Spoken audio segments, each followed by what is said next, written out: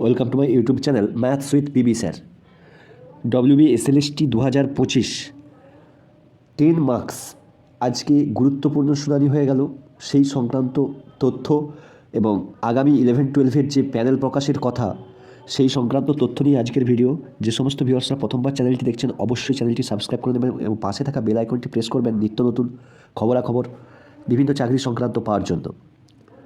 প্রথমেই বলে রাখি, আজকে 20 জানুয়ারি কলকাতা হাইকোর্টে মহামান্য বিচারপতি অমৃতা সিনহা ম্যাডামের বেঞ্চে যে শুনানিটা আজকে ছিল 10 নম্বর সংক্রান্ত ম্যাক্সিমাম অনেকগুলি মামলা ছিল, তো সেই অনেকগুলি মামলাতে আজকে শুনানি অনেকটাই এগিয়েছে এবং যে বিষয়গুলি উঠে এসেছে সেই বিষয়গুলি কিন্তু আরও একবার এই এসএসসি প্রক্রিয়ার ভবিষ্যৎ কী হতে চলেছে তা যে এই মামলার উপরই নির্ভরশীল সেটা কিন্তু আজকের শুনানিতে আরও একবার স্পষ্ট।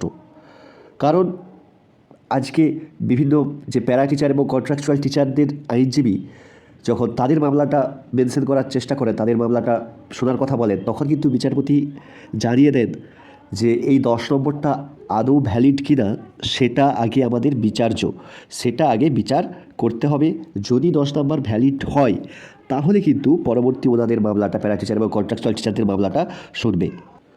আর যদি ইনভ্যালিড হয় 10 নাম্বার তাহলে এই মামলার শোনার কোনো দরকারই হবে না। তো এই কথাতেই স্পষ্ট যে এই 10 নাম্বারের মামলার ওপরেই কিন্তু টোটাল এসএলএসটি প্রক্রিয়া কিন্তু নির্ভর করছে। এখনও পর্যন্ত আজকে যা শুনানি হয়েছে মোটামুটি এসএসসি থেকে আইনজীবী যিনি ছিলেন মাননীয় সুবীর সান্যাল মহাশয় তো বলার চেষ্টা করেছেন যে এই যে 10 নাম্বারটা দেওয়া রয়েছে বিভিন্ন বিশেষ করে ডাক্তারি লাইন থেকে শুরু করে বিভিন্ন জায়গায় এক্সপিরিয়েন্সড এমপ্লয়িদের খোঁজা হয় এবং প্রাইমারির ক্ষেত্রেও প্যারা টিচারদের 5 নাম্বার যে দেওয়া থাকে অ্যাপটিটিউড টেস্ট তাদের দিতে হয় না। তো এই সমস্ত ব্যাপারগুলো দিয়ে বোঝানোর চেষ্টা করেছি যে 10 নাম্বারটা দিয়ে তারা আদতে এক্সপিরিয়েন্স টিচারকেই দিচ্ছে। তো এটাও বলেছেন, যেমন আরেকটা জিনিস বলেছেন যে ফ্রেশার্সরা পায়নি বলে যে চারদিকে বলা হচ্ছে, তো সেটার আসল সত্যতা কতটা। 11-12-এ 50% ফ্রেশার্স ডাক পেয়েছেন এবং 9-10-এ 68% ফ্রেশার্স ডাক পড়েছে। তাহলে এই তথ্য যেহেতু সবার কাছে রয়েছে তাহলে ফ্রেশার্স ডাক পাচ্ছে না, এইটা কিন্তু অপোজ করেছেন এসএসসির আইনজীবী।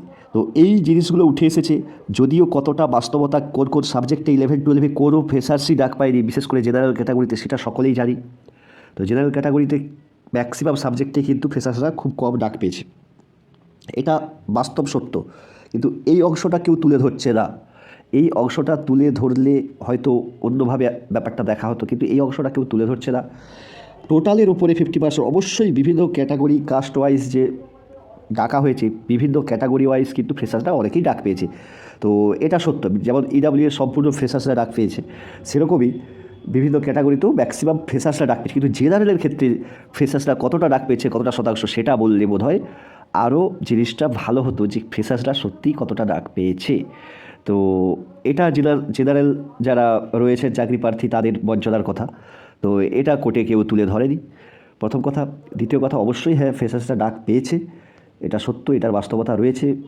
12,000-এর মতো ইন সার্ভিস, বাকি 9-10-এর ক্ষেত্রে বাকি কিন্তু সবাই কিন্তু ফ্রেশার্সরা ডাক পেয়েছে, এটা তথ্যটা সবাই দেখতে পাচ্ছি আমরা, এই তথ্য রয়েছে। তো এই নিয়ে মামলা হয়, মামলা এগোই। এই 10 নাম্বারের ভ্যালিড কি ইনভ্যালিড এই নিয়ে বিভিন্ন আর্গুমেন্ট, এটা একদিনে সমাপ্ত হওয়া কেস নয়।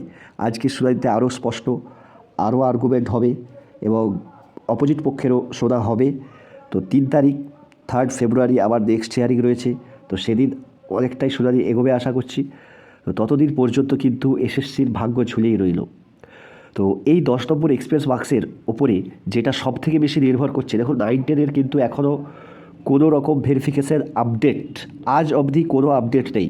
তবে 11-12-এর আজ রাত প্যানেল প্রকাশ হওয়ার কথা, আজ রাত বা কালকের মধ্যে কিন্তু 11-12-এর প্যানেল প্রকাশ হয়ে যাবে। এটা বিগ ব্রেকিং যা খবর এসএসসি সূত্র মারফত, যে আজকে রাত অথবা কালকের মধ্যেই কিন্তু 11-12-এ প্যানেল প্রকাশ হয়ে যাবে এবং 27 তারিখ থেকে কাউন্সেলিং শুরু হওয়ার সম্ভাবনা রয়েছে। প্রসেস এগিয়ে যাবে, কিন্তু এই 10 নম্বরের কাটা রয়েই যাবে। যদিও এসএসসির আইনজীবী অনেক মামলা, সুপ্রিম কোর্টের মামলা তুলে 5 বিচারপতির একটা বেঞ্চে রায় ছিল যে rule can not be change. যে রুলটা অথরিটি করেছে সেটা হাইকোর্ট হস্তক্ষেপ করতে পারে না, কোনো কোর্টই হস্তক্ষেপ করতে পারে না। তো এই সমস্ত মামলার কথা তুলে ধরা হয়েছে।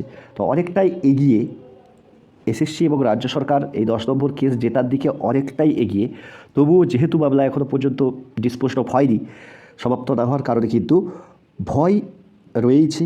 সেই ভয়ের নিরিখে হতে পারে বা যাই হোক, এসএসসি 11-12 প্যানেল প্রকাশ করবে এবং বিভিন্ন সূত্র মারফত যেটা খবর যে ফেব্রুয়ারি থেকে কিন্তু 9-10-এরও ভেরিফিকেশান স্টার্ট হয়ে যাওয়ার কথা।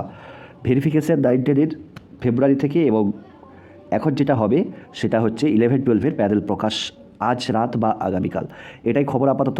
আরও নিত্য নতুন কোনো খবর বা প্যানেল বেরোলে অবশ্যই চ্যানেল থেকে জানিয়ে দেওয়া হবে।